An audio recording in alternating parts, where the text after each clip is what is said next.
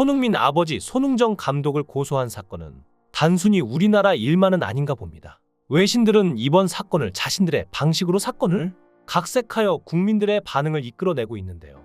특히 중국 쪽은 얼마 전 아시안컵에서 우리나라에게 참패를 당했던 치욕적인 일이 있어서 그런지 이번 손흥정 감독의 일을 자신들의 방식으로 사건을 각색하여 제대로 알지도 못하면서 체벌이 과도하다며 비판을 쏟아내고 있는데요.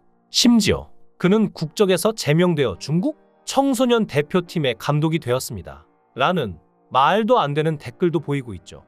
지금 바로 그 소식을 전해드리겠습니다. 피해자 학생 부모는 손흥정 감독과 코치 2명을 고소해서 현재 검찰에 넘어가고 녹취록까지 언론에 공개되었는데 국가 망신을 시킨 것도 모자라 피해 학생 부모는 연봉만 180억이 넘는 돈을 받는 세계적인 선수 아버지에게 여러 사업체를 운영하며 재판도 여러 번 해봤고 채권이 60개나 되고 현재 회사 에이전시를 운영하면서 200억 원이 넘는 재산을 보유 중이며 자신이 운동도 했었고 김연경과 비교할 만한 실력이었다고 주장하고 자신의 운동 경력과 재력을 강조하며 20억이 안 통하니까 10억, 그러다 5억, 3억, 2억, 결국 1억 5천까지 유명인을 상대로 가격을 흥정하는 모습과 축구 선수를 하고 싶어 훈련 받던 아이가 고장 60m를 20초 안에 달리라는 지시를 지키지 못한 것은 장난인 줄 알았다는 변명을 하는 그 아이의 태도들. 놀랍게도 이 내용들을 다룬 외신들은 없었습니다. 특히 중국 쪽은 더더욱 이런 기사들을 찾아볼 수가 없었는데요. 그들은 자기들 나라에서 일어난 체벌로 인해 발생한 안타까운 사건들을 갖고 와서는 손흥정 감독을 까내리기 바쁜데 그도 그럴 것이 얼마 전 우리나라에게 참패를 당했던 치욕적인 일이 있어서 중국 언론들은 손흥민 선수를 얼마나 까내리고 싶었을까요?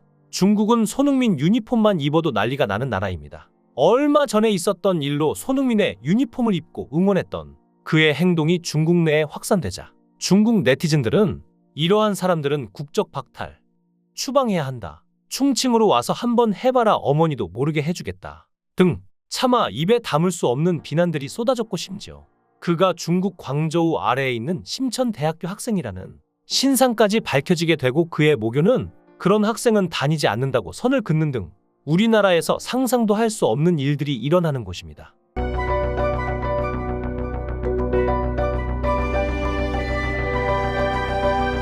이번 월드컵 예선이 있기 전 중국에서는 경기력이나 선수 분석보다는 한국 선수들이 국기를 밟는 행동을 하는 몰상식한 선수들이라며 무식하게 태클을 걸 수 있으니 조심해야 한다고 여론몰이를 하는데 더 열을 올렸던 그들. 실제로 약 300명의 중국 팬들이 상암에 찾았을 때도 인터넷에서 보여준 그들의 문화를 잠깐이지만 엿볼 수가 있었는데 중국 선수들이 경기 전 이미 원정석 응원에 자리를 잡고 목이 터져라 응원을 하며 선수들에게 파이팅을 주문하는데 경기 내내 11명이 두 줄 수비로 아예 문을 버린 중국팀 예상 한국의 공격을 잘 막아내자 중국 관중들 더 신이나 응원에 열을 올리기 시작했지만 이날도 중국 관중들의 응원은 가관이었습니다. 사실 중국 관중들에게 이런 것을 바라는 것 자체가 웃기지만 원정 경기에서 끊임없이 한국 선수들을 향해 비난하고 도발하는 것은 한국을 무시하지 않고서는 일어날 수 없지 않을까요?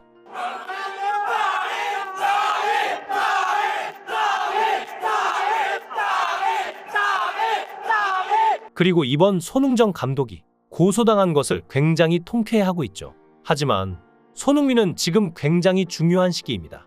현재 그가 뛰고 있는 토트넘과 1년 계약 연장할지 사우디아라비아 팀이 손흥민에게 제안한 4년간 연봉 3천만 유로, 하나로 약 444억 원을 받아들일지 고민이 큰 상황이죠. 그런데 고작 5억, 2억, 1억 5천으로 흥정이나 하고 있고 이 일로 외신들이 그의 이미지를 깎으려고 하는 대한민국 국민으로서 기가 찰 노릇이 아닐 수가 없는데요. 심지어 중국도 이런 비난을 하고 있지만 일부 정신이 박힌 중국 사람들은 잘 됐습니다. 청소년 훈련을 위해 중국에 오십시오. 라며 손흥정 감독 영입을 너무나 원하고 있는데요.